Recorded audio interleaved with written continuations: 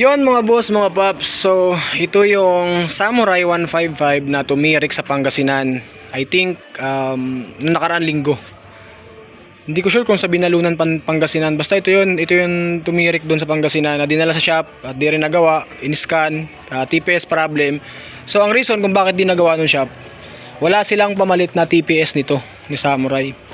So good thing no, na-trace nila yung problema. Ang problema lang talaga kasi wala ang pyesa. So hindi na nila pinilit. Good thing, tama naman yun. So shout out sa inyo mga boss no, yung shop dyan sa Pangasinan. Tama yun, pagka walang pamalit, wag nang pilitin.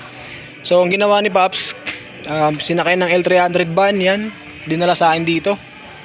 At doon napag-alaman ko na tama talaga, TPS ang problema. Literal na sensor ang problema, hindi wiring. Pero bukod dun sa sensor, may napansin pa ako, itong socket niya.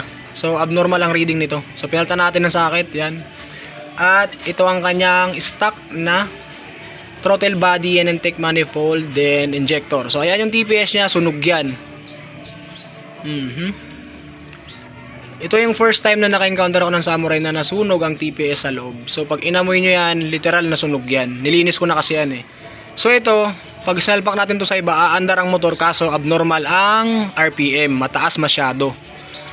Kasi pag problema ang TPS sensor, bibigyan kayo ng low power hanggang sa hindi na mag-start ang motor.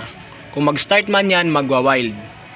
Yun, so ang ginawa natin, buti meron tayong contact no, sa labas, sa mga parts ng Samurai no. Yun, so dito, bumili tayo ng bagong throttle body. Yan, may kasamang TPS sensor. Yan, so ikinabit ko na. So ito, wala pa kasi yung may-ari, na antay ko pa. So bubuhin ko na lang to. So testing natin kung aandar na ba siya.